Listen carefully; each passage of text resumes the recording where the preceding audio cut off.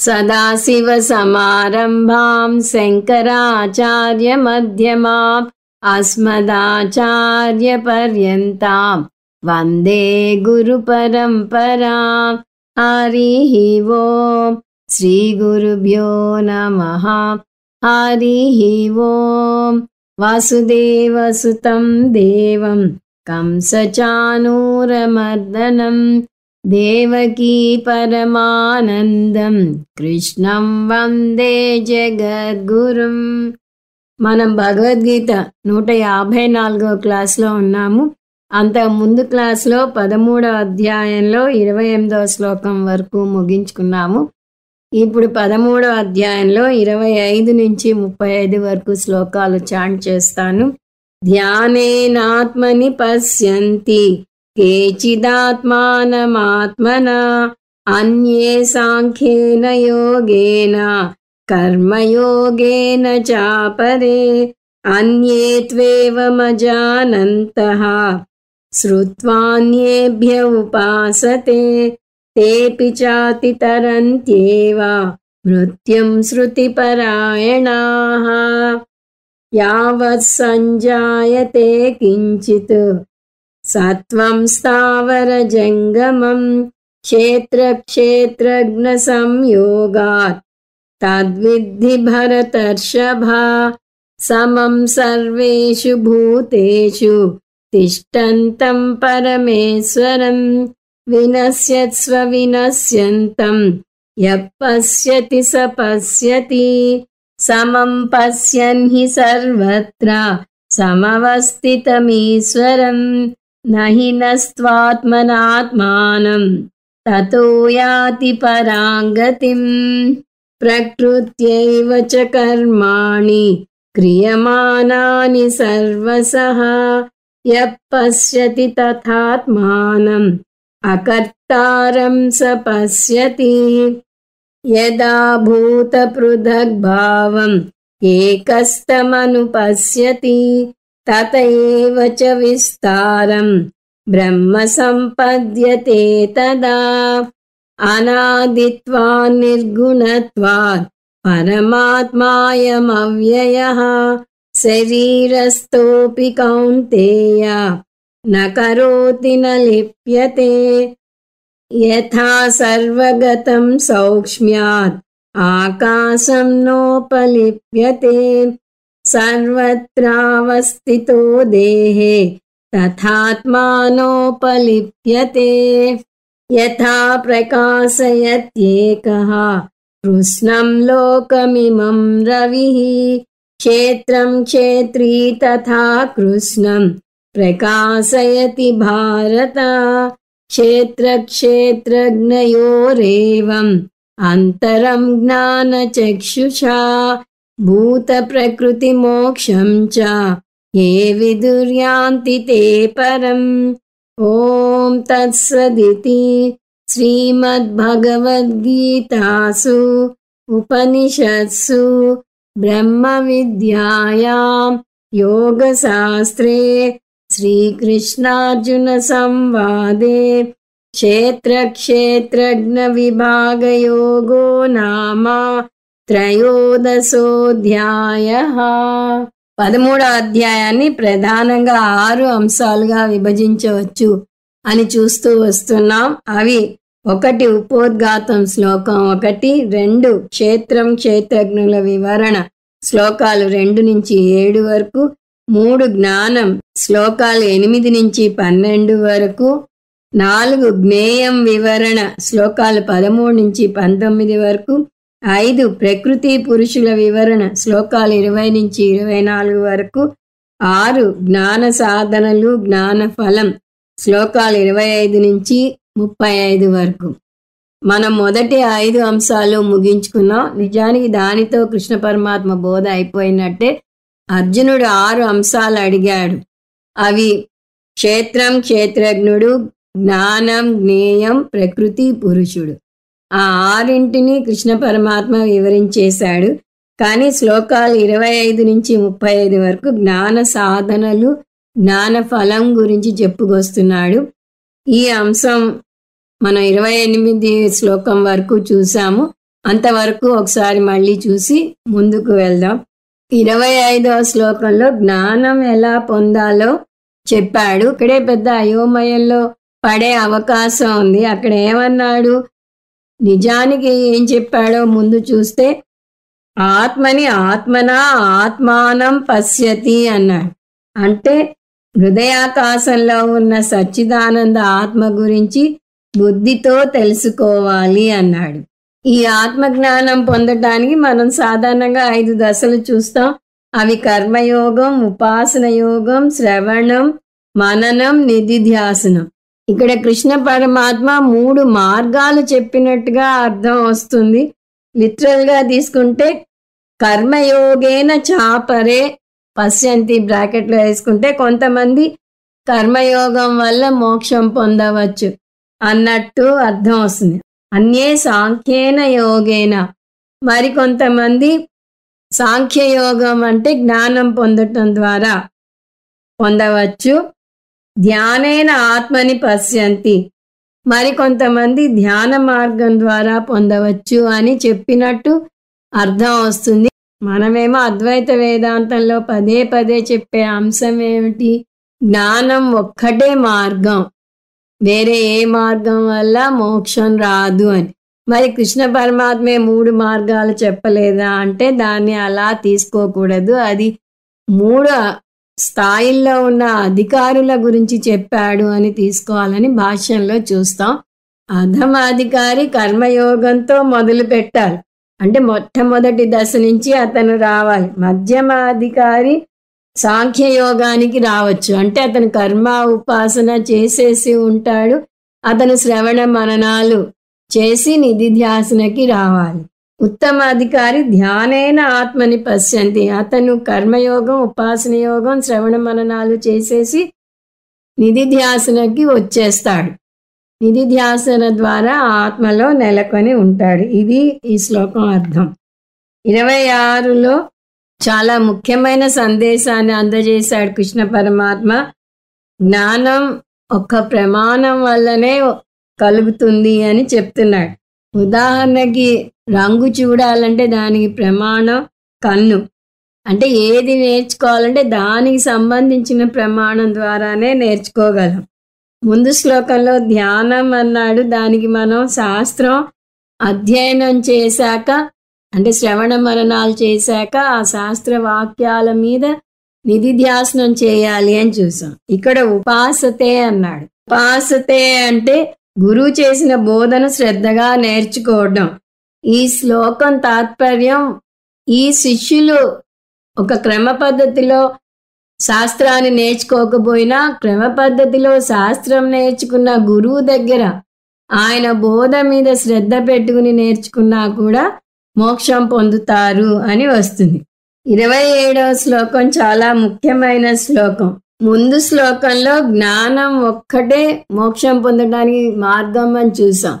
అంటే మతోన్మాదంలా కనిపిస్తుంది, కానీ అది కాదు. సంసారం ఎందువల్ల ఏర్పడింది? పొరపాటు వల్ల ఏర్పడింది. ఆ పొరపాటు పోవాలంటే దానికి పరిష్కారం ఒక జ్ఞానం పొందడమే. అజ్ఞానం వల్ల ఏర్పడిన సంసారాన్ని పారద్రోలాలి అంటే అజ్ఞానాన్ని పారద్రోలాలి. అజ్ఞానాన్ని పారద్రోలాలి అంటే జ్ఞానం పొందాలి. అహంకార విమూఢాత్మ కర్తారమితి మన్యతే అని వస్తుంది అంతకుముందు. అంటే అహంకారంతో మమేకం చెందిన అజ్ఞాని నేను చేస్తున్నాను అని అనుకుంటాడు, దానివల్ల సంసారంలో పడిపోతున్నాడు. సో ఈ శ్లోకంలో క్షేత్రజ్ఞ విభాగ యోగం అర్థం వస్తుంది. ఈ అధ్యాయం భాషలో చెప్పాలి అంటే క్షేత్రజ్ఞుల సంయోగం సంసార కారణం, క్షేత్రజ్ఞుల వియోగం మోక్ష కారణం. అంటే క్షేత్రజ్ఞులని మిక్సప్ చేస్తున్నాం, దీని లక్షణాలు దానికి, దాని లక్షణాలు దీనికి ఆపాదిస్తున్నాం. నిజంగా చూస్తే క్షేత్రజ్ఞుల సంయోగం సాధ్యం కాదంటారు శంకరాచార్యుల వారు. ఎందుకంటే ఆత్మ అసంగం. అసంగ ఆత్మ దేనితోనో సంయోగం ఎలా పెట్టుకుంటుంది? మరి ఎలా సంయోగం కుదురుతుంది అంటే లక్ష్యార్థం తీసుకోవాలి. ఉదాహరణకి ఒక స్ఫటికం పక్కన మందార పువ్వు పెడితే దాని లక్షణాలు స్ఫటికానికి అంటాయి అని చూసాం. తర్కశాస్త్రంలో కొన్నిటి మధ్య నిత్య సంబంధం ఉంటుంది అని వస్తుంది. అవి కార్యకారణ సంబంధం. ఒక కార్యం వచ్చింది అంటే దానికి ఒక కారణం ఉండి తీరాలి. ఆ రెండిటి సంబంధం నిత్యం. అలాగే ద్రవ్య గుణ సంబంధం. ఒక వస్తువుకి ఒక గుణం ఉంటుంది. పుస్తకం అంటే నీలి పుస్తకం అంటాం. అలాగే ద్రవ్య కర్మ సంబంధం. నేను నా బోధ. ద్రవ్య జాతి సంబంధం. మనిషి మనుష్యత్వం. ఇకపోతే అనిత్య సంయోగ సంబంధం కూడా ఉంటాయి. అదేమిటి? ఒక కుండకి తాడు కట్టి దాని బావిలో దింపి నీళ్లు తోడుకుంటారు కొంతమంది, లేదా కరచాలనం చేస్తారు, రెండు చేతులు కలుస్తున్నాయి అక్కడ, అంటే దీన్ని అవయవ ద్వయ సంబంధం అంటారు. కానీ ఇది అనిత్యం, ఎప్పుడూ ఉండదు. కానీ క్షేత్రజ్ఞ యోగంలో ఈ రెండు రకాల సంయోగము కుదరదు. ఎందుకంటే ఆకాశంలాగా ఆత్మకు కూడా అవయవాలు లేవు. సమవాయ సంబంధం కుదురుతుందా? సమవాయ సంబంధం అంటే నిత్య సంబంధం, విడదీయలేని సంబంధం. ఉదాహరణకి దారానికి వస్త్రానికి మధ్య ఉన్న సంబంధం అది లేదు. కార్యకారణ సంబంధం లేదు. ఇంతకు ముందే కార్యకారణ సంబంధం నిత్యం అన్నాం. కానీ అధ్యారోప అపవాద పద్ధతి ద్వారా అసలు ఆత్మ కార్యకారణ విలక్షణం అని నిరూపిస్తాం. అంటే సమవాయ సంబంధం లేదు. మరి సమవాయ సంబంధం లేకపోతే ఉన్నదేమిటి? అధ్యాస సంబంధం అంటారు శంకరాచార్యుల వారు. దీనికి ఉదాహరణ తెర, సినిమా. తెర మీద సినిమా ఆడుతున్నది, ఆ సినిమా అధ్యాస, తెర దానికి అధిష్టానం. అదేవిధంగా క్షేత్రజ్ఞుల మధ్య ఉన్నది అధిష్టాన అధ్యాస సంబంధం. ఈ రెండిటి మధ్య భేదం తమ ప్రకాశవత్ అంటారు. అంటే చీకటి వెలుతుర్లని ఎలా పోల్చలేమో అలా ఈ రెండింటిని పోల్చలేము. అంటే మనకు ఒక సందేహం వస్తుంది, ఈ రెండు సత్యం మిథ్య అంటే వీటి మధ్య సంబంధం లేకపోతే మరి ఎలా మనం రెండిటి మధ్య పొరపాటు పడుతున్నాము? అంటే అజ్ఞానం వల్ల అలా రెండిటి మధ్య సంబంధాన్ని పొరపాటు పడే అవకాశం ఉంది. శంకరాచార్యుల వారు అధ్యాస భాష్యంలో నీలి ఆకాశాన్ని ఉదాహరణగా తీసుకుంటారు. ఆకాశానికి రంగు లేదు, కానీ మనం నీలి రంగు ఆపాదిస్తున్నాం. ఆకారం లేదు, కానీ బోర్లించిన గిన్నెలా ఉంది అని చెప్తున్నాము.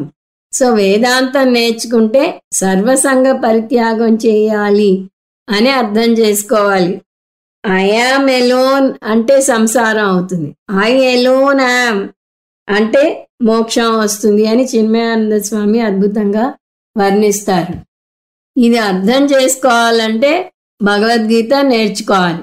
భగవద్గీత నేర్చుకునేది ఇంట్లో సమస్యల నుంచి పారిపోయి కాసేపు వచ్చి కూర్చోవడానికి కాదు.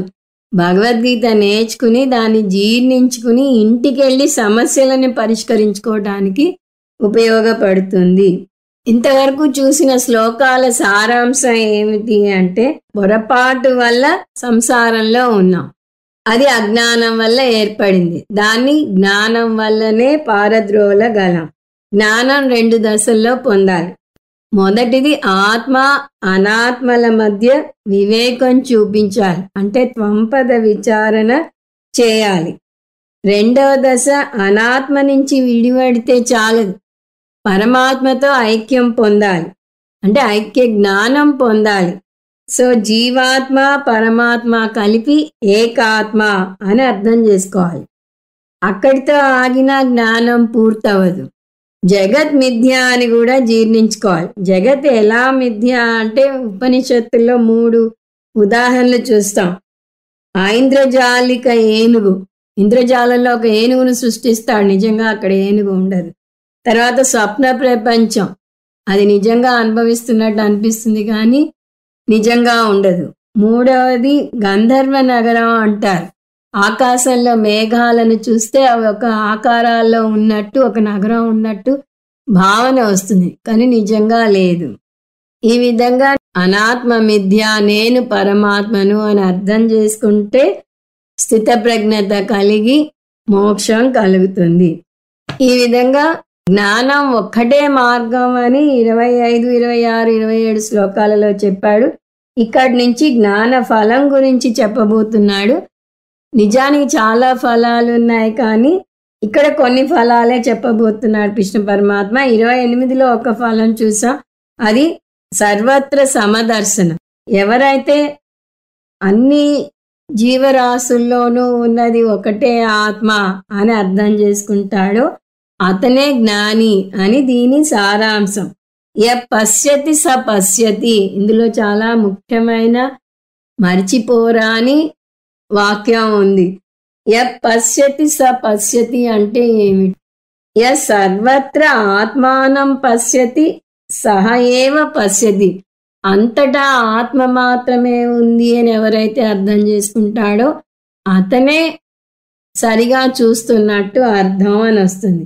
దానికి భిన్నంగా యహ విపరీతం పశ్యతి సహ నా పశ్యతి, ఎవరైతే విపరీతం చూస్తాడో అంటే దీనికి భిన్నంగా చూస్తాడో అతను ఆత్మని అర్థం చేసుకోలేడు.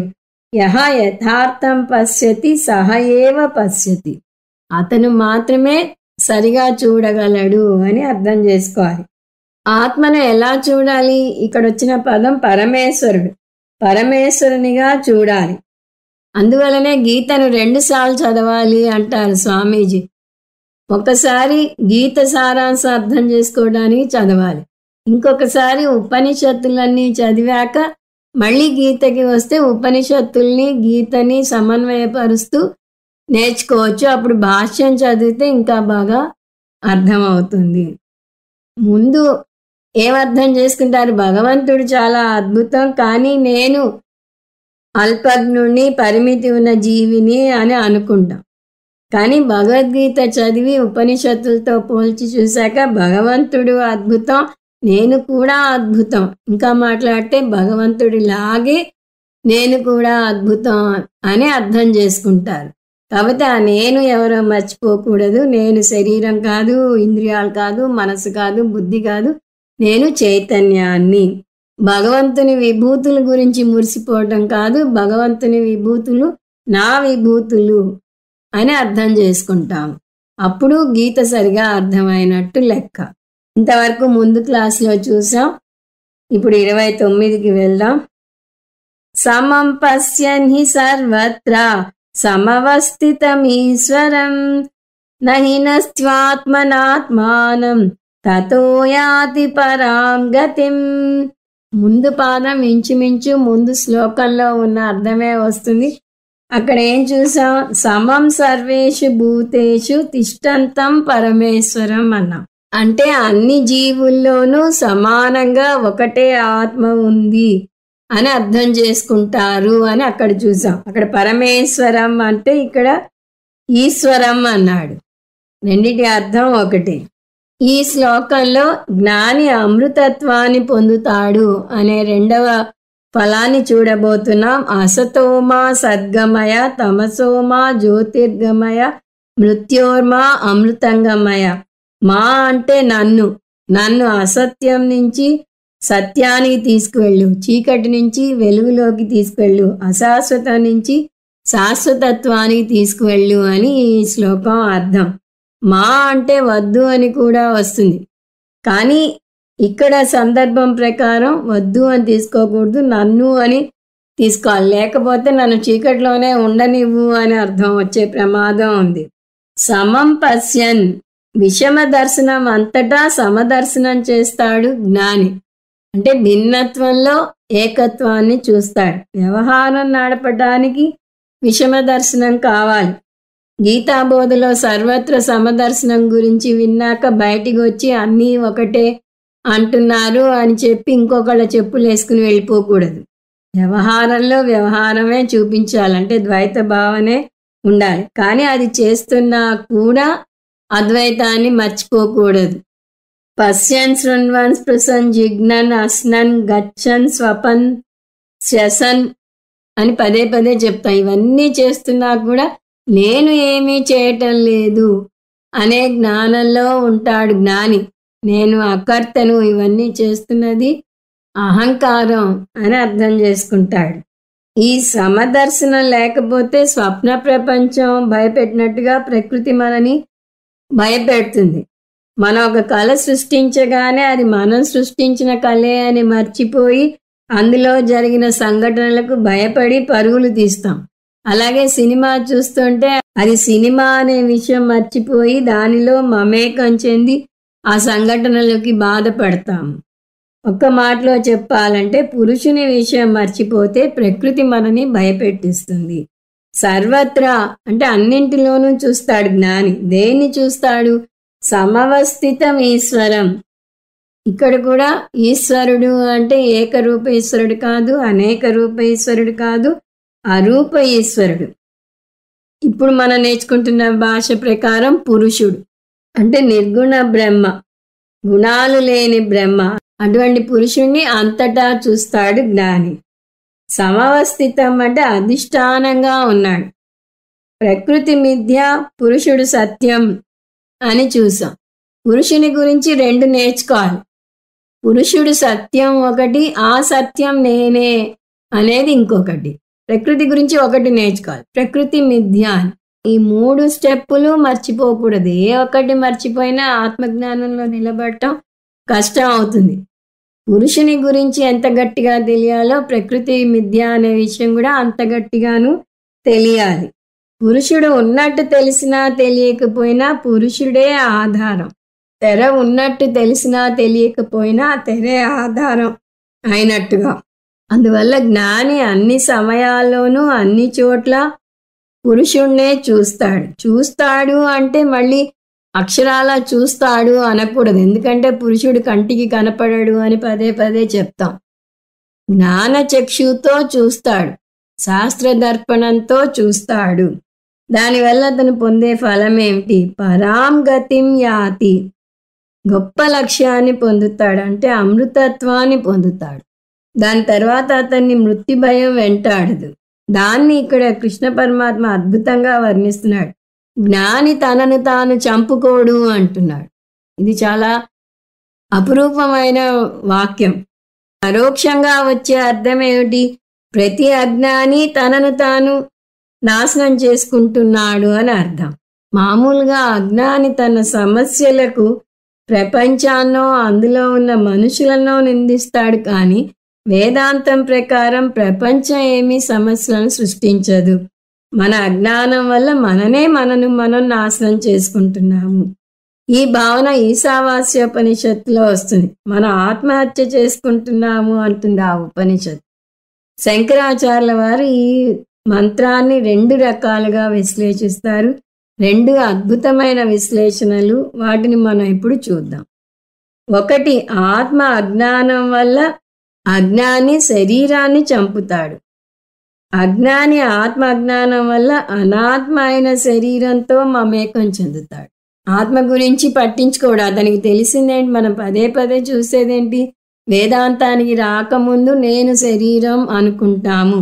సో అజ్ఞాని నేను శరీరం అనుకునే దశలో ఉన్నాడు. అతని అజ్ఞానం దేహాభిమానాన్ని పెంచుతుంది. ఎప్పుడైతే దేహాభిమానం పెరుగుతుందో అప్పుడే అజ్ఞాని కర్త అవుతాడు. ఆత్మ అకర్త, కానీ దేహాభిమానం వల్ల అతను కర్త అనుకుంటాడు. కర్తగా అనేక కర్మలు చేస్తాడు. ఆ కర్మలు అనేక పుణ్యపాపాలను పోగేస్తాయి. ఆ పుణ్యపాపాలను అనుభవించటానికి అతను సుఖ దుఃఖాలు అనుభవిస్తాడు. వేదాంత శాస్త్రం ప్రకారం ఈ పుణ్యపాపాలే నీ వచ్చే జన్మకు కారణం అని అంటుంది. ఎందువల్లంటే ఈ జన్మలో మనం మానవ జన్మ అనుభవిస్తున్నాము అంటే మనం పూర్వజన్మలో చేసుకున్న కర్మలే దానికి కారణం. తల్లిదండ్రులు కాదు, భగవంతుడు కాదు, వేరే ఎవరూ కాదు, మన కర్మలే కారణం. అలాగే ఈ జన్మలో చేసిన కర్మల వల్ల మరు జన్మ వస్తుంది అని నేర్చుకుంటాం. వ్యావహారిక జీవితంలో డాక్టర్ల పరిభాషలో చెప్పాలంటే గుండె నొప్పి వచ్చో, క్యాన్సర్ అనే మహమ్మారి వచ్చో, రోడ్డు ప్రమాదంలో హఠాత్తుగానో మరేదో రోగం వచ్చో ఒక వ్యక్తి మరణిస్తాడు. కానీ వేదాంత పరిభాషలో చెప్పాలి అంటే అతని కర్మలు ముగిశాయి. అంటే ఒక జన్మ రావటానికి ఆ జన్మ ముగియటానికి కూడా ఆ వ్యక్తి చేసుకున్న పుణ్యపాపాలే కారణం. ఈ జన్మతో అతని పుణ్యపాపాలు ముగిస్తాయా అంటే లేదు. ఇదొక అంతులేని కథ. ప్రయాణం ముగియలేదు అంటారు. పునరపి జననం పునరపి మరణం అనే వృత్తంలో పడి కొనసాగుతూనే ఉంటాడు అజ్ఞాని. ఈ విధంగా అజ్ఞాని తనను తాను చంపుకుంటాడు అంటారు శంకరాచార్యుల వారు. ఆత్మహంతః అంటే ఆత్మహత్యకు కారణం అవుతాడు. అంటే శరీరం మరణించటానికి కారణం అవుతాడు. మీకు చూడటానికి నేనేమిటి కోరి కోరి శరీరాన్ని చంపడం ఏమిటి, శరీరం బాగుండటానికి అనేక పోషణలు చేస్తున్నాను, డాక్టర్ల చుట్టూ తిరుగుతున్నాను, వాటికి కావాల్సిన వ్యాయామం చేస్తున్నాను అని అనిపిస్తుంది. కానీ ఏం చేసినా ఈ శరీరం రావటానికి పోవటానికి కారణం మన కర్మలే అనే విషయం అర్థమవుతుంది. కాబట్టి శరీరాన్ని మనమే మన అజ్ఞానం వల్ల చంపుతున్నాము అని అర్థం. రెండవ ఇంటర్ప్రిటేషన్, ఆత్మ అజ్ఞానం వల్ల ఆత్మను చంపుతాడు. ఇందాక ఏమన్నాము, ఆత్మ అజ్ఞానం వల్ల శరీరాన్ని చంపుతాడు అన్నాం. ఇప్పుడు ఆత్మ అజ్ఞానం వల్ల అజ్ఞాని ఆత్మను చంపుతాడు. ఆత్మ అజ్ఞానం వల్ల ఆత్మని చంపుతాడు అంటే ఆత్మను హత్య చేస్తున్నాడు అని అర్థం. అజ్ఞాని ఆత్మను ఎలా హత్య చేయగలడు అనే సందేహాన్ని శంకరాచార్యుల వారే వెలిబుచ్చి ఆయనే దానికి జవాబు కూడా చెప్తున్నారు. ఏమిటది? ఆత్మ శాశ్వతం, దానికి నాశనం లేదు అని మీరే చెప్తున్నారు. అలాంటప్పుడు ఆత్మ ఎలా మరణిస్తుంది అని ఎవరన్నా సందేహం లేవదీస్తే దానికి అర్థం ఆత్మని చంపినట్టుగా అర్థం చేసుకోవాలి అంటున్నారు. ఆత్మని చంపినట్టుగా అజ్ఞాని చేస్తున్నాడు అంటే అర్థం ఏమిటి? అజ్ఞానికి ఆత్మ యొక్క ఉన్నత స్థాయి తెలియదు. తెలియకపోవడం వల్ల తన ఉన్నత స్థాయికి ఎదగటం లేదు. తన ఇంటిలోనే లంక బిందెలు ఉన్నాయని తెలియని వ్యక్తి వాటిని తవ్వి తీసుకోలేడు, దరిద్రంలోనే అవస్థలు పడుతూ ఉంటాడు. అంటే అతని అజ్ఞానం వల్ల వాటిని పొందలేకపోతున్నాడు. అలాగే అజ్ఞాని తనకు ఒక ఉన్నత స్థాయి ఉందని, తను ఆత్మని అని తెలుసుకోలేక ఆత్మని పొందలేకపోతున్నాడు. ఆత్మ వల్ల కలిగే ఉన్నత ఫలాన్ని కూడా పొందలేకపోతున్నాడు. ఉన్నత స్వరూపం ఉండి కూడా దాని గురించి తెలియటం లేదు అంటే అది ఉన్నా లేనట్టే అర్థం. ఎందుకు? ఉన్నత స్వరూపం వల్ల పొందగలిగే ఫలాన్ని పొందలేకపోతున్నాడు కాబట్టి. అందువల్ల శంకరాచార్యుల వారు దాన్ని అతను నాశనం చేసినట్టే అంటున్నారు. ఏదన్నా నాశనం అయితే దానివల్ల ప్రయోజనం పొందలేనట్టే. ఆత్మ నుంచి ఫలితం పొందలేదు కాబట్టి ఆత్మను నాశనం చేసినట్టే అర్థం. అతని ఉన్నత స్వరూపం ఏంటి? పూర్ణత్వం, అభయత్వం, అమృతత్వం. అది తెలియక అతను అపూర్ణుణ్ణి అనుకుంటున్నాడు, భయంతో భయపడుతున్నాడు, శాశ్వతత్వం కోసం అనేక ప్రయత్నాలు చేస్తున్నాడు. ఈ విధంగా ఆత్మపరంగా చూస్తే అతను ఆత్మహత్య చేసుకున్నట్టే అర్థం. అజ్ఞాని ఈ విధంగా తను ఆత్మను అని తెలియక శరీరాన్ని చంపుతున్నాడు, తను ఆత్మను అని తెలియక ఆత్మను కూడా చంపుతున్నాడు. అజ్ఞాని తనని తాను నాశనం చేసుకుంటాడు. అంటే మరి జ్ఞాని విషయం ఏమిటి? జ్ఞాని తనను తాను నాశనం చేసుకోడు. నహీనస్త్వాత్మనాత్మానం. అజ్ఞానిలాగా జ్ఞాని తనను తాను నాశనం చేసుకోడు.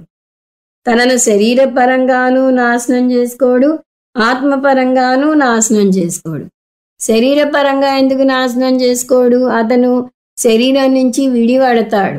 నేను అకర్తను, వచ్చే కర్మఫలాలు శరీరానికి చెందుతాయి కానీ నాకు చెందవు అని అర్థం చేసుకుంటాడు. కాబట్టి అతను కర్మఫలం అంటది. ఆత్మ స్థాయికి అతను ఎదుగుతాడు కాబట్టి ఆత్మజ్ఞానం వల్ల కలిగే ఫలాన్ని అనుభవిస్తాడు. ఈ విధంగా అతను పరాంగతిని పొందుతాడు అంటే అమృతత్వాన్ని పొందుతాడు. సో రెండవ ఫలం అమృతత్వ ప్రాప్తి. 30. ప్రకృత్యైవ చ కర్మాణి క్రియమాణాని సర్వసః యపశ్యతి తథాత్మానం అకర్తారం స పశ్యతి. మూడవ ఫలం అకర్తృత్వం. జ్ఞాని తను కర్త కాదు, భోక్త కాదు అని అర్థం చేసుకుంటాడు. ఆత్మగా తను ఏ కర్మలు చేయటం లేదని తెలుసుకుంటాడు. అంటే అకర్తృత్వ ప్రాప్తి కలుగుతుంది అతనికి. జ్ఞాని తను అకర్త అని తెలుసుకుంటే సంసారం నుంచి విడిపడినట్టే. ఎందుకంటే కర్తృత్వ భావనే అతని అన్ని సమస్యలకు మూల కారణం. మొదటి స్టెప్ నేను కర్తను అని అనుకునేసరికి అతను అనేక కర్మలు చేస్తాడు. రెండవ స్టెప్ ఆ కర్మలు చేయటం వల్ల ఇష్టం ఉన్నా లేకపోయినా కర్మ ఫలాలను అనుభవించక తప్పదు. ప్రతి ఒక్క కర్మకి దానికి తగ్గ కర్మఫలం ఉంటూనే ఉంటుంది. ఆ కర్మఫలాలు పుణ్యపాపాలు, వాటిని సుఖదుఖాల రూపంలో అనుభవించాలి. ప్రపంచంలో కర్మ రూపంలో వెళ్ళినది తిరిగి మనకు కర్మఫల రూపంలో వస్తుంది. అందులో ఏ పొరపాటు ఉండదు. కర్మఫలాలను స్వీకరించక తప్పదు. అంటే అప్పుడు మనం భోక్త అవుతాం. ఈ భోక్త హోదా నుంచి మనం తప్పించుకోలేం. శని దశ నుంచి తప్పించుకోలేం. ఒక వ్యక్తి తనకి శని మహాదశ రాబోతోందని తెలిసి ఎక్కడో పోయి తలదాచుకున్నాడు. ఆ పీరియడ్ అయ్యాక బయటికి వచ్చి, చూసావా నేను నీతో సవాలు విసిరినట్టుగా నిన్ను నేను తప్పించుకున్నాను అంటే శని నవ్వి, రాజభోగ్యాలు అనుభవించే నువ్వు ఎక్కడో అజ్ఞాతవాసంలో తిండి తిప్పలు లేకుండా అవస్థపడి ఉన్నావు, అది నా ప్రభావం కాకపోతే ఏమిటి అన్నాడు. ఆ విధంగా మనం కర్తగా ఉంటే భోక్తగా కర్మఫలాలను అనుభవించక తప్పదు. భోక్తృత్వం తప్పించుకోవాలి అనుకుంటే దానికి ఒకటే మార్గం ఉండాలి. కర్త వల్ల భోక్త అవుతున్నాం కదా, కర్త కాకుండా ఉండాలి అంటే అకర్తగా మారాలి. అకర్తగా మారాలి అంటే జ్ఞానం పొందాలి. అజ్ఞానం వల్ల కర్త అనుకుని పొరపాటు పడుతున్నాం. అజ్ఞానం పోవాలి అంటే జ్ఞానం పొందాలి. జ్ఞానం పొందితే నేను ఆత్మను, నేను అకర్తను అని అర్థం అవుతుంది. ఈ దేహాభిమానం పోతుంది. దేహాభిమానం ప్రకృతి అభిమానం వల్ల వస్తుంది. ఎప్పుడైతే మనం ఈ దేహాభిమానం వదిలి నేను ప్రకృతిని కాను, నేను పురుషుణ్ణి అని అర్థం చేసుకుంటామో అప్పుడే కర్తృత్వ భోక్తృత్వ భావనల నుంచి ఎదుగుతాం. కర్మాణి, కర్మలు, మంచి కర్మ చెడు కర్మ కూడా. మంచి కర్మ కూడా బంగారం చేయనంటాం. ఎందుకంటే మంచి కర్మలు చేసినా పునర్జన్మ ఎత్తక తప్పదు, చెడు కర్మలు చేసినా పునర్జన్మ ఎత్తక తప్పదు. అందువల్ల అసలు కర్మల నుంచే విడిపడాలి. పునర్జన్మ ఉండకూడదు అంటే ఈ కర్మ బంధమే తప్పించుకోవాలి. ప్రకృత్యా ఏవ క్రియమాణాని సర్వసహ. ఈ పుణ్యకర్మ కానీ పాపకర్మ కానీ చేస్తున్నది ఎవరు? ప్రకృతే చేస్తోంది. ప్రకృతే కర్మలను చేయగలదు. ఎందువల్ల అంటే ఒక కర్మ చేయాలంటే కొన్ని మార్పులు సహజం. మనం మాట్లాడుతుంటే నోటిని తిప్పుతున్నాం. ఏదైనా ఆలోచించాలంటే ఆలోచనలు మారుతాయి. అందువల్ల కర్మ అంటే వికారం చెందడం. ప్రకృతి వికారం చెందుతుంది కాబట్టి కర్మ చేయగలదు. పురుషుని విషయానికి వస్తే పురుషుడు నిర్గుణ నిర్వికార సత్య చేతన తత్వం అని చూసాం. పురుషుడు నిర్వికారం కాబట్టి కర్మలు చేయలేడు. కాయిక వాచిక మానసిక కర్మల్లో ఏ కర్మ చేయలేడు. ధార్మిక అధార్మిక కర్మలు కూడా చేయలేడు. అన్యత్ర ధర్మాత్ అన్యత్ర అధర్మాత్ అని వస్తుంది కఠోపనిషత్తులో. ఈ రెండింటికి అతీతం. ప్రకృతి అంటే కార్యకరణ సంఘాతం అంటే మన శరీరాలు. ఇంకో విధంగా చూస్తే శరీరత్రయం, మరో విధంగా చూస్తే పంచకోశం. కానీ పురుషుడు శరీరత్రయ విలక్షణం, పంచకోశాతీతం. అందువల్ల పురుషుడు ఏ కర్మ చేయడు. అయితే అతను ఎవరు ఇక్కడ వస్తుంది. ఆత్మానం అకర్తారం స పశ్యతి. జ్ఞాని తను, ఆత్మానం అంటే తనని తాను, అకర్త అని పశ్యతి అని అర్థం చేసుకుంటాడు. జ్ఞానికి పునర్జన్మ ఉండదు అన్నాం. ఎందువల్ల ఉండదు అంటే ముందు కర్మల గురించి కొంచెం తెలుసుకోవాలి. మనకి 3 రకాల కర్మలు ఉన్నాయి. సంచిత కర్మలు, ప్రారబ్ధ కర్మ, ఆగామి కర్మ. జన్మ జన్మల నుంచి పోగు చేసుకుంటూ వచ్చిన కర్మలను సంచిత కర్మలు అంటారు. వాటిలో కొన్ని ఫలించి ఈ జన్మ ఏర్పడింది. ఈ జన్మ ఉండటానికి కొంత ప్రారబ్ధ కర్మ ఇవ్వబడింది. ఈ ప్రారబ్ధ కర్మ అయిపోయిన క్షణమే ఈ శరీరం రాలిపోతుంది. కానీ ఈ జన్మలో పుట్టినందుకు మనం ఊరికే ఉండం. అనేక కర్మలు చేస్తూ ఉంటాం. ఆ కర్మలు చేస్తూ ఉంటే దానికి తగ్గ ఫలం వస్తూ ఉంటుంది. దాన్ని ఆగామి కర్మలు అంటారు. వాటిలో కొన్ని కర్మలకు ఈ జన్మలోనే ఫలాన్ని అనుభవిస్తాం, కానీ కొన్ని కర్మలు వెళ్ళి సంచిత కర్మల్లో కలుస్తాయి. ఇప్పుడు జ్ఞానం పొందడం వల్ల ఈ సంచిత కర్మలు దగ్ధమైపోతాయి. తను అకర్త భోక్త అని అర్థం చేసుకుంటాడు కాబట్టి ఆగామి కర్మలు అంటవు. ప్రారబ్ధ కర్మ ఉంటుంది. ప్రారబ్ధ కర్మ ఉన్నంత వరకు అతను జీవితం కొనసాగించాలి. కానీ ప్రారబ్ధ కర్మకు చలించడు. నాకే ఎందుకు వచ్చింది అనుకోడు. ఎందువల్ల అంటే అతను ఆత్మ ఏ కర్మ చేయదు, ఏ ఫలం అనుభవించదు అని అర్థం చేసుకుంటాడు కాబట్టి. కానీ అజ్ఞానికి ఇలా జరగదు. అజ్ఞాని తన సంచిత కర్మలను ఒక్క జన్మలో క్షయం చేసుకోవటం కష్టం.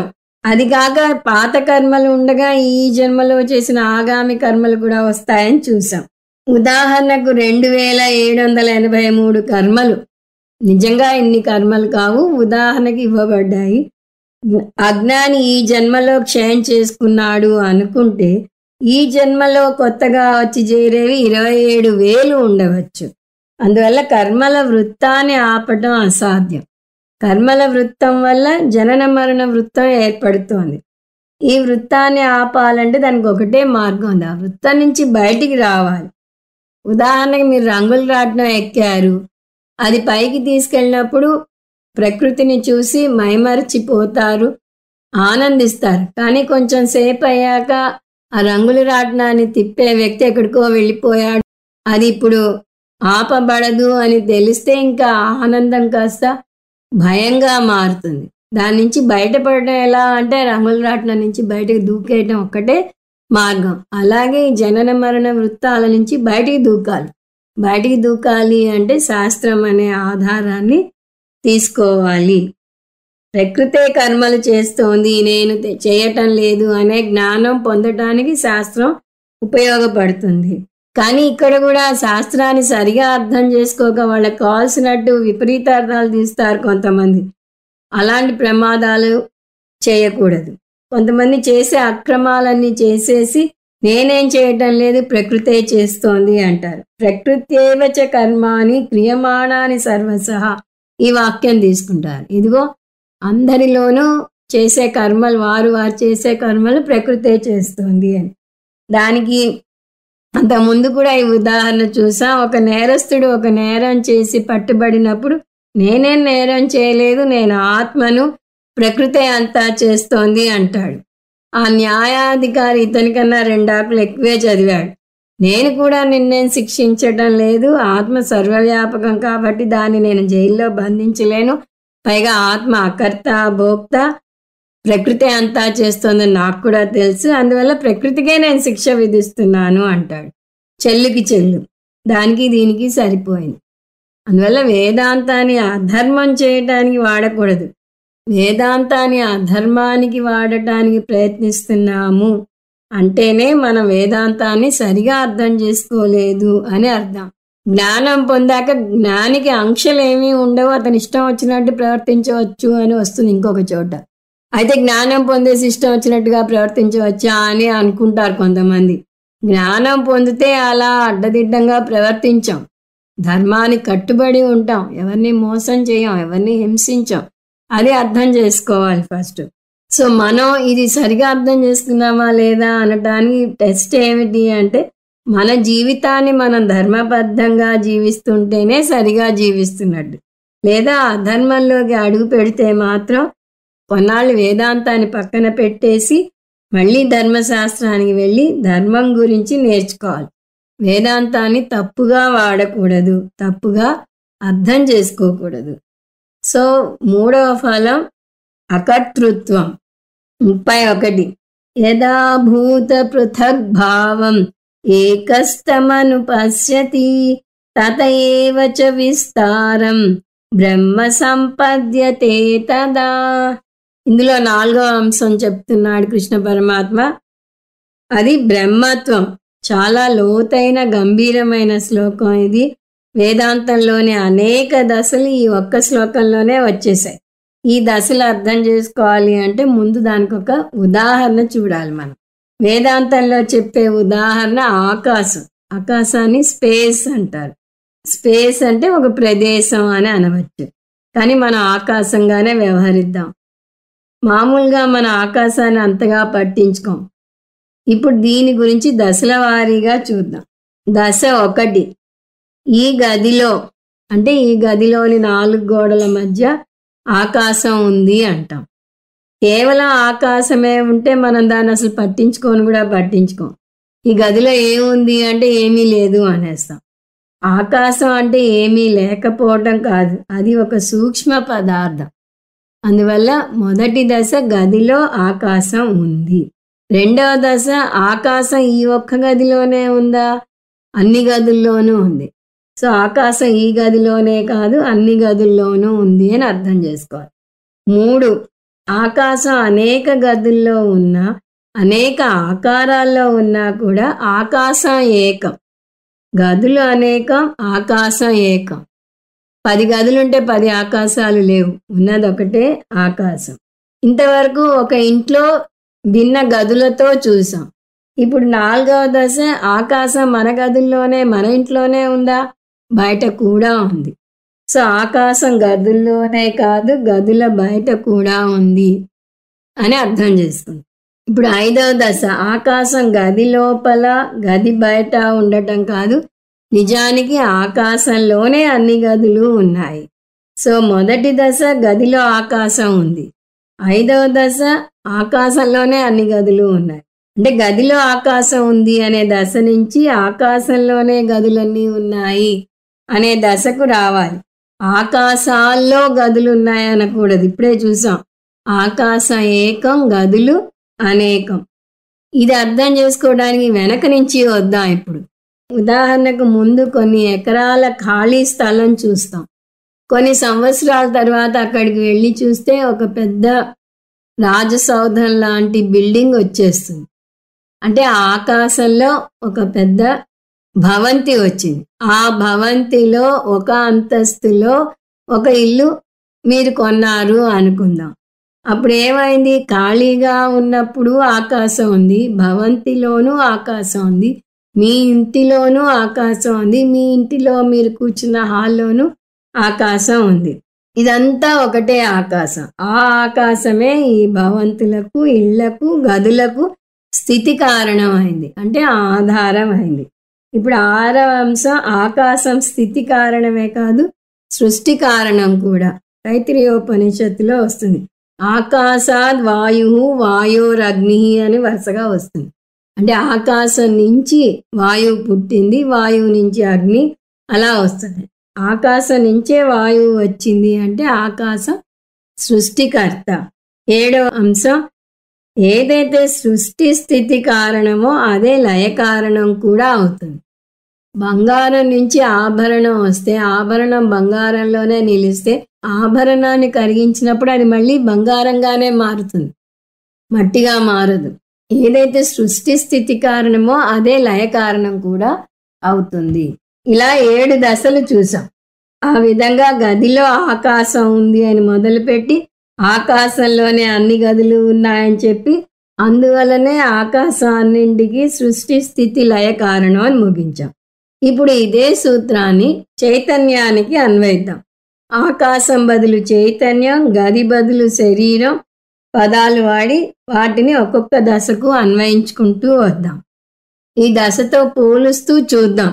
మొదట ఈ గదిలో ఆకాశం ఉంది అన్నాం. ఆకాశం, గది పదాలు మార్చి చైతన్యం, శరీరం అంటామని చూసాం. కాబట్టి మొదటి దశ ఈ శరీరంలో చైతన్యం ఉంది.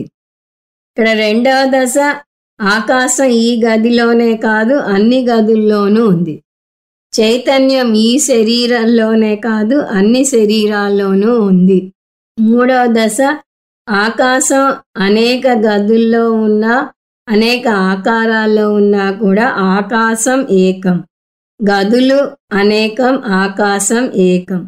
చైతన్యం అనేక శరీరాల్లో, అనేక ప్రాణుల్లో ఉన్నా కూడా చైతన్యం ఏకం. శరీరాలు అనేకం, చైతన్యం ఏకం. 4 ఆకాశం గదుల్లోనే కాదు, గదుల బయట కూడా ఉంది. చైతన్యం శరీరాల్లోనే కాదు, శరీరాల బయట కూడా ఉంది. 5. ఆకాశం గది లోపల గది బయట ఉండటం కాదు, నిజానికి ఆకాశంలోనే అన్ని గదులు ఉన్నాయి. చైతన్యం శరీరం బయట శరీరం లోపల ఉండటం కాదు, నిజానికి చైతన్యంలోనే అన్ని శరీరాలు ఉన్నాయి. 5లోనే మనం చూసిన ఇంకొక అంశం, అందువల్ల ఆకాశం ఇళ్లకు, గదులకు, భవంతులకు స్థితి కారణం. అదేవిధంగా చైతన్యమే అన్ని శరీరాలకు స్థితి కారణం. 6. ఆకాశం స్థితి కారణమే కాదు, సృష్టి కారణం కూడా. చైతన్యం స్థితి కారణమే కాదు, సృష్టి కారణం కూడా. 7. ఏదైతే సృష్టి స్థితి కారణమో అదే లయ కారణం కూడా. ఆ విధంగా ఆకాశం సృష్టి స్థితి లయ కారణం అవుతుంది. ఏదైతే సృష్టి స్థితి కారణమో అదే లయ కారణం కూడా. సూత్రం ప్రకారం చైతన్యం సృష్టి స్థితి లయ కారణం అవుతుంది. ఈ విధంగా ఈ గదిలో ఆకాశం ఉందని మొదలుపెట్టి అసలు ఆకాశంలోనే అన్ని గదులు ఉన్నాయని చెప్పి అందువల్ల అన్నిటికీ ఆకాశమే సృష్టి స్థితి లయ కారణం అని ముగించాం. ఈ విధంగా ఈ శరీరంలో చైతన్యం ఉందని మొదలుపెట్టి అసలు చైతన్యంలోనే అన్ని శరీరాలు ఉన్నాయని చెప్పి అందువల్ల చైతన్యమే అన్నింటికీ సృష్టి స్థితి లయ కారణం అని ముగించాం. అక్కడితో ఆకాశం గది ఉదాహరణ అయిపోయింది. కానీ ఇక్కడ మనం ఇంకొక దశని కలుపుకోవాలి. ఆకాశం విషయంలో చెప్పకపోయినా ఇక్కడ చైతన్యానికే చెప్తాం. ఏమిటది? 8వ దశ. ఆ చైతన్యాన్ని నేనే. ఆ చైతన్యాన్ని నేనే అనే జ్ఞానం పొందకపోతే అది పరోక్ష జ్ఞానమే అవుతుంది. అపరోక్ష జ్ఞానం పొందాలి. ఈ దశలన్నీ అర్థమైతే అహం బ్రహ్మాస్మి అని స్పష్టంగా చెప్పగలుగుతాం. దీన్ని బ్రహ్మత్వ ప్రాప్తి అంటారు. నేను బ్రహ్మను, నేను జగత్ కారణాన్ని, నేనే జగత్తుకు అధిష్టానాన్ని అని అర్థం చేసుకుంటాడు జ్ఞాని. నేనే జగత్ కారణం బ్రహ్మ అని అర్థం చేసుకోవడానికి శాస్త్రం ఇచ్చే ఇంకొక ఉదాహరణ కూడా చూద్దాం. అది స్వప్న ప్రపంచం. స్వప్న ప్రపంచంలో ఒక స్వాప్నికుడు స్వప్నాన్ని స్వప్నం అని అర్థం చేసుకోడు. స్వప్న ప్రపంచంలో నేను ఉన్నంత వరకు నాకు స్వప్నం ఒక స్వప్నం అని తెలియదు. అది అక్షరాల నిజం అని అనుకుంటాను. నిజానికి స్వప్న ప్రపంచంలో ఉన్నంత వరకు ఒక జాగ్రత్త ప్రపంచం అనేది ఉందని కూడా తెలియదు. నేను స్వప్న ప్రపంచంలో స్వప్న శరీరంతో మమేకం అవుతాను. అక్కడ చూసే కాలం, ప్రదేశం వేరుగా ఉంటాయి. ఆ వస్తువులు నాకు రాగద్వేషాలను కలిగిస్తాయి. ఈ విధంగా నేను సృష్టించిన నా స్వప్న ప్రపంచంలో నేను ఒక చిన్న జీవిగా అల్లాడిపోతాను. కానీ ఈ స్వప్న ప్రపంచం నుంచి నేను లేచిన మరుక్షణం ఈ స్వప్న ప్రపంచం మటుమాయమవుతుంది. అంతేకాదు, నేను కనుగొనే గొప్ప సత్యం ఏమిటి? నేను భావించినట్టుగా ఆ స్వప్న ప్రపంచంలో అల్లాడిపోతున్న ఒక చిన్న జీవిని కాను నేను. మొత్తం ఆ స్వప్న ప్రపంచానికే సృష్టికర్తను. అందులోని కాలం, ప్రదేశం, అందులో నేను చూసిన కొండలు, నదులు, వస్తువులు, చివరికి నా ప్రవృత్తి, నా నివృత్తి కూడా నేను సృష్టించినవే. అన్నీ నాలో, ఇంకా స్పష్టంగా చెప్పాలంటే నా చిత్తంలో వాసనల రూపంలో నిక్షిప్తమై ఉన్నాయి. వాటి నుంచి తీసుకుని నా మనసు వాసనామయ ప్రపంచాన్ని సృష్టించింది. అది సృష్టించాక నేనే అందులోకి ప్రవేశించాను. నా నిద్రాశక్తికి 2 శక్తులున్నాయి. అవి విక్షేప శక్తి, ఆవరణ శక్తి. నా విక్షేప శక్తి వల్ల నేను స్వప్న ప్రపంచాన్ని సృష్టిస్తాను, అందులోకి అడుగు పెడతాను. అంతవరకు బాగానే ఉంది. కానీ నా ఆవరణ శక్తి వల్ల నేనే అందులోకి అడుగు పెట్టాను అనే విషయం మర్చిపోతాను. నేను అందులో అవస్థలు పడుతున్న పరిమితి ఉన్న జీవిని అని అనుకుంటాను. స్వప్నంలో ఉన్నంత వరకు అదే నా పరిస్థితి. స్వప్నం నుంచి లేచాక మొత్తం పరిస్థితి తారుమారవుతుంది. సృష్టింపబడ్డ నేను సృష్టికర్తను అవుతాను. సృష్టింపబడ్డ జీవి నుంచి సృష్టికర్తగా ఎలా మారాను? దానికి ఏమీ పెద్దగా అవస్థ పడలేదు. నిద్ర నుంచి లేస్తే చాలు. నిద్ర నుంచి లేచిన మరుక్షణం స్వప్న పురుషుడైన నేను జాగ్రత్త పురుషుడిని అవుతాను. అంటే స్వప్న ప్రపంచాన్ని వదుల్చుకుని జాగ్రత్త శరీరాన్ని ధరిస్తాను. అందువల్ల ఇలా మారటం అసాధ్యం కాదు. ఎలా మారటం? స్వప్నంలో బాధపడే జీవి నుంచి స్వప్న యొక్క సృష్టికర్తగా మారటం. నేను సృష్టికర్తనే కాదు, స్థితికర్త లయకర్తను కూడా. ఎందుకంటే నిద్ర నుంచి లేస్తే స్వప్నంలోని వస్తువులన్నీ నాలో లయమైపోతున్నాయి, అంటే నా మనసులోకి వెళ్ళిపోతున్నాయి. అంటే ముందేమన్నాం, నేను స్వప్నంలో ఉన్నాను, స్వప్న కాలంలో స్వప్న దేశంలో ఉండి స్వప్న వస్తువులతో వ్యవహారం నడుపుతున్నాను. కానీ ఇప్పుడేమంటున్నాం, స్వప్నం నుంచి లేస్తే స్వప్నం, స్వప్నకాలం, దేశం, వస్తువులు అన్నీ నా నుంచే వచ్చాయి అంటున్నాం. అంటే నేనే స్వప్నం యొక్క సృష్టి స్థితి లయ కారణం అంటున్నా. స్వప్న ప్రపంచంలోని కార్యం కాదు నేను, స్వప్న ప్రపంచం అనే కార్యానికి నేను కారణాన్ని. ఇంతవరకు బాగానే ఉంది. కానీ దీన్ని జాగ్రత్త ప్రపంచానికి అన్వయించమంటుంది శాస్త్రం. అక్కడే వస్తుంది చిక్కంతా. జాగ్రత్త ప్రపంచం స్వప్నం రెండు అంటుంది శాస్త్రం. ఈ స్వప్నం రెండు నుంచి నువ్వు లేస్తే నువ్వు సృష్టించబడ్డ జీవివి కాదు, ఆ జీవి యొక్క సృష్టికర్తవి అని అర్థం చేసుకుంటావు అంటుంది. స్వప్నం ఒకటి నుంచి అంటే స్వప్న ప్రపంచం నుంచి లేస్తే జాగ్రత్త పురుషుడు అవుతాం. స్వప్నం రెండు నుంచి లేస్తే శుద్ధ చైతన్యం అవుతాము అంటుంది శాస్త్రం. స్వప్న ప్రపంచం నుంచి లేస్తే జాగ్రత్త పురుషుడు అయినట్టుగా జాగ్రత్త ప్రపంచం నుంచి లేస్తే ఆత్మలో నెలకొని ఉంటాడు. కాకపోతే ఇక్కడ సరిగా అర్థం చేసుకోవాలి. జాగ్రత్త ప్రపంచం నుంచి లేస్తే అంటే అక్షరాల నిద్ర లేవటం కాదు, అజ్ఞానంలో పడి నిద్రలో ఉన్నట్టుగా ఉన్నాం. అజ్ఞానం తొలగి నేను ప్రకృతి కాదు పురుషుడు అని అర్థం చేసుకోవాలి. ఎప్పుడైతే నేను పురుషుణ్ణి అని అర్థం చేసుకుంటామో అప్పుడే ఈ ప్రపంచం, కాలం, ప్రదేశం, వస్తువులు, ఈ శరీరం అన్నీ నా నుంచే వచ్చాయని అర్థం చేసుకుంటాం. స్వప్న ప్రపంచంలో వ్యవహారం నడపడానికి స్వప్న శరీరాన్ని ధరించినట్టుగా జాగ్రత్త ప్రపంచంలో వ్యవహారం నడపడానికి జాగ్రత్త శరీరాన్ని ధరిస్తున్నాను. ఇది కైవల్యోపనిషత్తులో అద్భుతంగా వస్తుంది.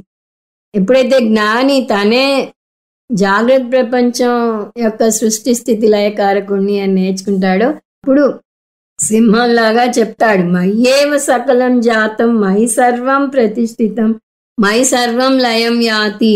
జ్ఞానం పొందిన జ్ఞాని నా నుంచే సృష్టి వచ్చింది, నేనే స్థితికారకుణ్ణి, నాలోనే జగత్తు లయమవుతుంది అని ప్రకటిస్తాడు.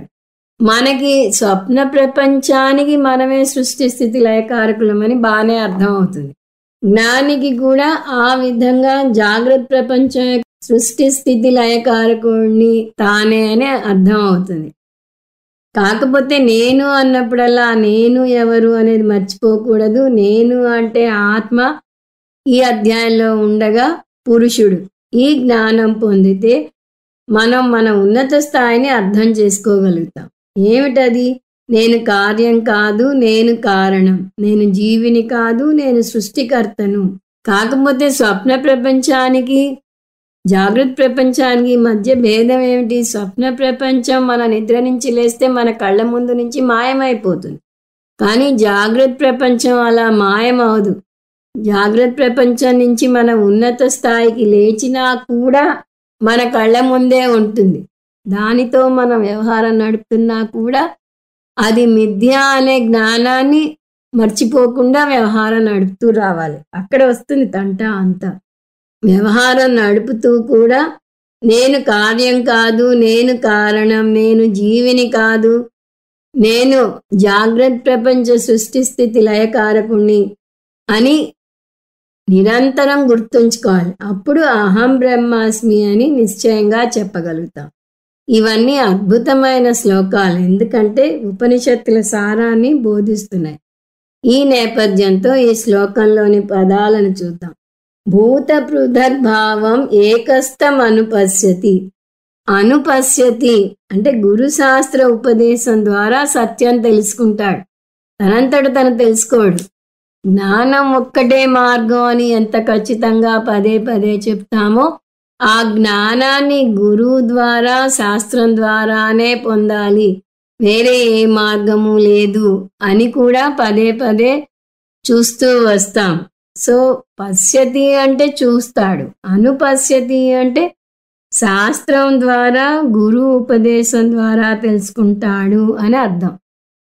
చూస్తాడు అంటే తెలుసుకుంటాడు అని మర్చిపోకూడదు ఇక్కడ. ఎందుకంటే బ్రహ్మని చూడలేడు, అర్థం చేసుకోవాలి. ఇది దృక్పథంలో వచ్చే మార్పు.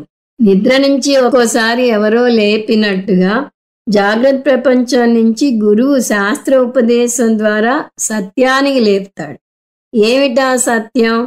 భూత పృథగ్భావం పదం తీసుకుంటే, భూత అంటే అనేక వస్తువులు, ప్రాణులు, భావం అంటే ఉనికి, అంటే అనేక వస్తువుల ప్రాణుల ఉనికి ఉందని తెలుసుకుంటాడు.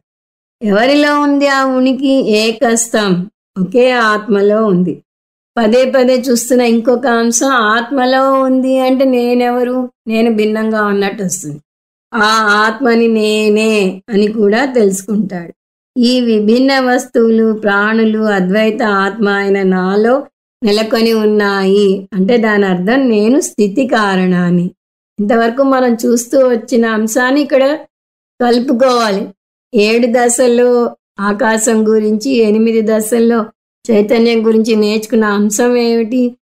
నేను ఆత్మనైన నేను సృష్టి స్థితి లయ కారణాన్ని. ఇక్కడ ఆత్మనైన నేను స్థితి కారణాన్ని అనే అంశం వచ్చింది. తత ఏవచ విస్తారం. విస్తారం అంటే సృష్టి కారణం అని వస్తుంది. ముందు స్థితి కారణం చూసాం, ప్రకరణ గ్రంథాల్లో వస్తుంది.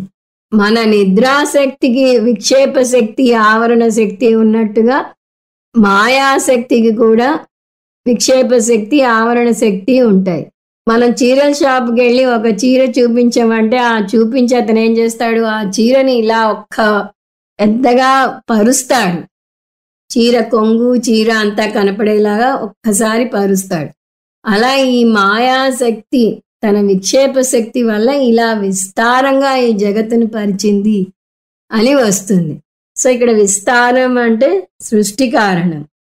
దేని సృష్టి? విభిన్న వస్తువులు ప్రాణుల యొక్క సృష్టి, బ్రహ్మ నుంచి చెట్టు దాకా అన్నింటి యొక్క సృష్టి. ఇవన్నీ దేని నుంచి వచ్చాయి? తత ఏవ అంటే ఆత్మ నుంచి వచ్చాయి. ఆత్మ ఎవరు? నేనే. సో నేనే స్థితి కారణం, నేనే సృష్టి కారణం కూడా. స్వప్న ప్రపంచం నా నుంచే వచ్చి నాలోనే స్థితి పొందుతుంది. కానీ విచారకరమైన విషయం ఏంటంటే నా నుంచే వచ్చిన స్వప్నం పీడకలగా మారి నన్ను భయపెడుతుంది. నా సృష్టి నాకు భయహేతు అవుతుంది. ఒక్కోసారి మన పిల్లలే మనకు సమస్యలు సృష్టిస్తూ ఉంటారు. అలా ఈ స్వప్న ప్రపంచం జాగ్రత్త ప్రపంచం కూడా నన్ను ఒక్కోసారి భయపెడతాయి. ఏకస్థం అంటే స్థితి కారణం, విస్తారం అంటే సృష్టి కారణం, ఇక మిగిలింది ఏమిటి? లయ కారణం. దాన్ని మనం కలుపుకోవాలి. ఇతి యదా అనుపశ్యతి. ఈ వాక్యాన్ని నేను నోటి మాటగా కాకుండా హృదయ లోతుల్లోంచి చెప్పగలిగినప్పుడే అహం బ్రహ్మాస్మి అనే నిస్సంశయ జ్ఞానాన్ని పొందుతాను. తదా అప్పుడు, మనం అప్పుడు మాత్రమే అని కలుపుకోవాలి. అప్పుడు మాత్రమే బ్రహ్మ సంపద్యతే, జ్ఞాని బ్రహ్మను పొందుతాడు. ఎలాగైతే స్వప్న పురుషుడు నిద్ర నుంచి లేస్తే తన ఉన్నత స్థాయి అయిన జాగ్రత్త పురుషుడు అవుతాడో, అలా జ్ఞాని జాగ్రత్త ప్రపంచం నుంచి లేస్తే అంటే జ్ఞానం పొందితే తన ఉన్నత స్థాయి అయిన ఆత్మ అవుతాడు. అభయం ప్రతిష్టాం విందతి.